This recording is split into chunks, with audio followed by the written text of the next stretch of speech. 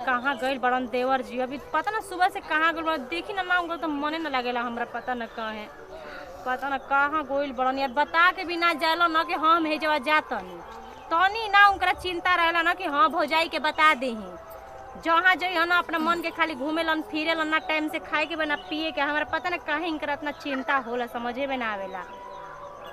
फोनो कहीं कहा तो फोन करती ना कि कहाँ बड़न ऐतन घर तो यही बार तुमके बताएम कि हाँ कहाँ घूमत इतना बिना बतैले इज्जत काहे नहीं कर। आ जाओ तरन तो हम पूछत रही ना उनका से, तब उनका समझ में आई। बिना डटले तो इनका काहे भजी काहे गुस्साइल मारो? कहाँ करनी है? कहीं ना गई नहीं, लव यू सोना। अरे बाप रे बाप, यही आदा पता हम फिदा बानी रौरा। जाना तनी रौरा में का अच्छा लगेला जब रौरा बोली ना ना का हो भौजी मत पूछे, यही में हम फिदा बानी जी। जाने के रौरा अब तो हमरा के भुला गईनी। बताई हम का कहला रहनी, हम भुला गईनी। बतिए रौरा प्यार में पिघल गईनी। ई बताई पहले रौरा कहां इतना घूमत हनी? अरे हम तो तोहरे खातिर होटलाली लावे गए रहनी। कहां ले बिन दिखाई तनी तब? अब लाइव ना रख देले बनी घर में, अभी चोरा के माई से लाइव। देखी रोज कहीं जाते तब बता के जाई हमरा, ठीक है ना? पर मेरा को बता के मत जाई, हमरा बहुत प्रॉब्लम होला, ठीक है ना? भौजी तू तो एकदम गुस्सा जालू एकदम तुरंत। अरे हम कितना प्यार करीला तुझसे। तो हमहू तो रोज से बहुत प्यार करना ना। तब बताइए अभी तक हम खाना नहीं खैले, सिर्फ रौरा से तो नहीं खैले ना। खाना खाए के चाहिए नु। तो आखिर रौरा खाइम तब ना खाई। अरे हम तो खा लेम कहले रहनी। बताएं ए जे हमरा मार्केट जाए के बताने, हमरा घूमे के बाटे मन करता ना रौरा संग तनी घूमे।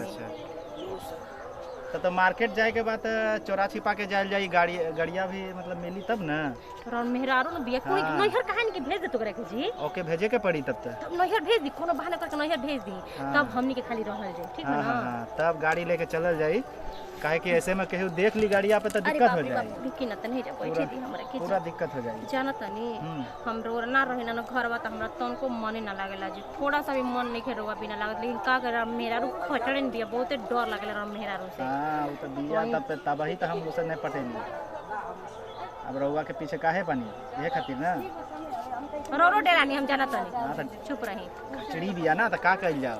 इतना थोड़े डराए के चाहिए जी। रोज समझत ना कि हम रोज से प्यार न करी ना बहुते। प्यार तो हमहू करी ना बहुत, लेकिन वो खचड़ी बिया तो उसे बच के रहे के पड़ी ना। नैहर भेज ना दी, हम कहत ना नैहर वो भेज दी, समझ गई ना? भेज दे अब का हो छुटको कजी देवर जी। हां इनी कहाई लला के खेते में खाद डाले के बाद खाद ले ले आई। ये खाद लियो तनी का जात रही तनी भौजी से बतियावे लगनी है। देखी ई लासुर फुसुर छोड़ दे, ठीक ना? ऐसे बतियावत रहनी काम के बाद तनी। काम के बाद केवन काम भौजाइन से रहत आटे?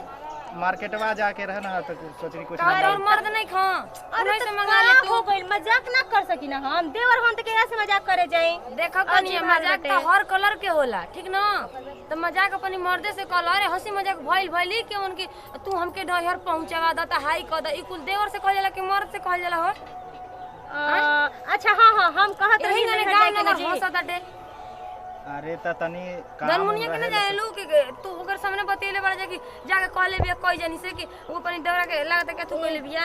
दीदी सुनी ऊ त अभी बाड़ी ना, ठीक बा? देख आ तू तोर बबरिया उखाड़ दे तोर माई, ठीक ना? इतनी समझ अरे तो माई का हम कुछ गलत नहीं करत। हम तो गलत केहू ना करेला, लेकिन ई समाज सोचता गलत, ठीक ना? हां गलत केहू नहीं कर। तोर बियाह शादी ना होई? हां हां होई ना? तो जा तोर माई बोला तो जा। हम वही भौजी से बतियावत तू रहनी लोग अपन एक कहानिया कहानी। अरे रुक भौजी, एक मिनट के खराब हो जाला। एक्शन। एकुल काम ना कइला, ठीक ना? ए दीदी इनका मेहरा रुसुली लगा पाई। अच्छा इहे तू बताओ कि तोहरे मर्दा के लंगावा केनो भौजाई जाके बैठी तो तोके नीक लागी? अरे भौजी हम एंगा बात करत रहनी हाल। देखे जाई उठी जाए अपनी माई से गरिया तड़ियो से गरिया तड़ी कि का बताए कि एंगा ने हार्ट का बीमारी वाले ब्लड प्रेशर हाई बाटे, ठीक हां ना? तो हम जाते रहनी जात हैं। अब तो राज करब मर जाई बुढ़िया तो हमनी के ना दुआरी पे बैठला तड़ी त कौआ बिलाई हाका तड़ी। आ देखो ई कुल आदत छोड़ दो, ठीक ना? नहीं तो हम ढेर देले ना संभार केहू के तू बनाओ तो नहीं कुछ बिगड़ ही के सिखाओ तड़ू। हैं लोग का कहता हो तो के शर्म नहीं खियावो? ये ना कहता कि नैहर का ये कुल देखले बड़ी सो त का नैहरो को माई बाप का नाम हंसवाओ तड़ू। का बोल के चल जाली ना अब इनके से हम कितना रोहन खराब होल जाता ना। का बता लगे ना मेहरारू बेना है तू एकर इतना चिंता काहे रहताटे? बताओ दूनो तो बताओ ई छोटका के रोहन इतना खराब होल जाताटे ना। हैं हां वो माई छोड़ के नैहर रहस, नैहर ना रहियन जब ना तब नैहरे रहतरी त का करो? हेजा रही त अपन मर्द के देखित ना। तो छोड़ दे तारी दूसरा पर तो जा छोड़ दे तारी बिगाड़ देली सब बस खुदे जाने ली मन नैहर का मजे मारल निकल जाला इनकरा अपना घरे दुआरे दुख सुख में रहे के चाही तो छोड़ दे तारी भतारे के अपने नैहर मजा मार तारी एजा भतार कुछ करो चिंते नहीं खे रह एक हम समझावत तनी बताओ जब एथू बाटे दोनों भौजाई से तो ओकरो से तो बोले बतिया के चाहिए ओकरा से हंस हंस के बोलता बतियावता दिन रात लगे सटा रहता टे जरूर कोनो बात बताबे ना बताओ हो हमारे भरोसा नहीं थू के गइल बिया एकरा के ना डाटम बोलम तो ये मेरे लड़का के बिगड़ते ना बिया ये कोनो बात भइल समझाओ तनी ओकरा के निमन से कि कितना खराब मौगी रहली से तो अपने मौगी कामे आवेली सब अजी बुरी अरे समझा दे जी एकदम अत क देले बाना सही हम हूं देखा नहीं हो ओई खटिया में बैठ के कहते हमके नैहर पहुंचा द हमके नीक नहीं जैसे लागता कि ओकर भतारा देवर ह आ देवरा मरद हवे ई कुल घर बिगाड़ू मेहरानू कोनो काम है जी हम ओकरा के काहे डांटे बोले जाई हम एकरा के डांटे तनी बोलत नहीं जाने कहां गई न हो अच्छा घर में बेटे इहे कुल करी का जानी ई कुल घर बिगाड़ला का काम हवे जब बड़ इहे देखी त छूट ना करी आए हम आनी त कितना बढ़िया बढ़िया देवर त हम काहे ना एगन कहनी टेंशन मतलब हम समझा देतनी तू टेंशन मतलब टेंशन है कि टेंशन से हमर भूख नहीं खेला कहले रहली ना धनमुनी अपनी भौजी से कि लागता न कि छोटकी भौजी न भैया के रखले बाड़ी हमके तो रखले भी तबे तो कहतरी स का हो बे सुनल कुछ थोड़े ना घर में मिठाई खाता लू जानो यही मैंने कहलियो हमर त एकदम आग लग गइल हवे लेकिन कहनी कि जा जब हमनी के घरवा गंदा बा त हम काहे के तोके कहीं समझा दे अने तो हमसे बर्दाश्त ना होई नहीं तो एक रहे के बात एकर त रह जाऊ का एथु बाटे का कहे के चाहिए काहे न कहो तक मर्द मर न जे हो मर्दा मर न जे ओकरा ई तन को समझदारी बाटे आय तना लंबा चौड़ा बात बतिया तो न जानो हम तो सुननी है कुछ देर ले जन्नी उन्हें मर्दों से ना बतिया तो ऐसे मर्दा के देख देख के मार झंझना के अथु करती है अथु भी है हम तो गलती कहम भाई हमारे लड़का में गलती बा तू चिंता मत कर ओकरा हम समझावत अच्छे एकदम से दिमागे हम एकदम डिस्टर्ब होली हो पता नहीं कहाँ उठ के चल गई जो रहतन तो हम चलो कुछ बात बोलती ना एकदम से दिमाग खराब पकड़ो तो एकदम से हमार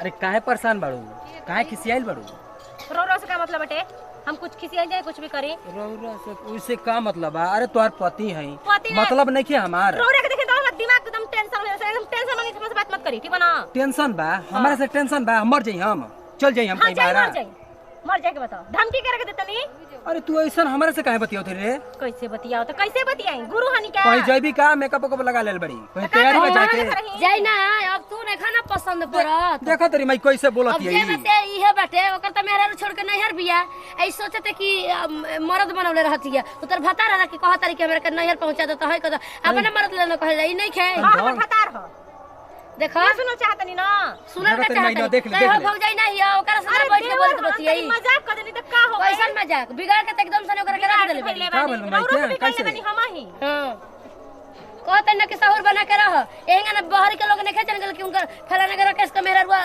अपनी देवरा के रखले बिया ए जी देखिए मैं बात सुनी तने से देवर हम का सुनी का पहले ही तो गरम कर देलू हमर दिमाग का सुनी हम? मजाक करी ना बताई तो के उल्टा सीधा लाछन ध्यान मत दो न तो देखा एक दिन करे के लेके भाग जाला कि ना त बैठ के माछी मरी ए है जी समझा दे पर मम्मी के बहुत ज्यादा बोलते ठीक बना एकदम सही झूठो कहते हम तू सच ज्यादा करें। मारा बाबू चपला आई तो बात मोहला ये लो सच जे कर देम ठीक बना झूठो कहने में सच करे आवेला हम गबा गबा बोलत रहतड़ी गबा बोलत रहतड़ी हम सब से रही के नहीं के आ तू कैसे बोलत रही आज काहे उठू में बाड़ी घमंड में बाड़ी समझा दी अपन भौजाई के और ये मम्मी के समझा दे तो जौन बतिया झूठ बोलत ना ओकरा के हम सच कर देम समझ जाए सच में बदल देब हम पहले बताया तू था का चाहतड़ी बता तू का चाहतड़ी हम इहे चाहतनी हाँ। कि उ देवर हन त हम मजाक केकरा से कर रही थोड़ा सा मजाक का कलनी लोग उल्टा सीधा लाछन अरे लगा तो कौन बात भइली हो मां कि ऐसा कुल अछरंग लागे लागल का बैठल नहीं जो तनी सब बस ये बोलनी है ना कहे देवर भौजी में प्यार ना रहेला का रहेला तो रोक भौजी से प्यार ना करी ना अच्छा, हम ठीक ना बा। देखत रहनी से गलिया धाई रंगवा लगावत रहनी तो तब ने बोलत रहनी अच्छा ना। ठीक बस समझ तनी लेके तू हमारा से कहेंगे ना बतियाओ तड़ी का हम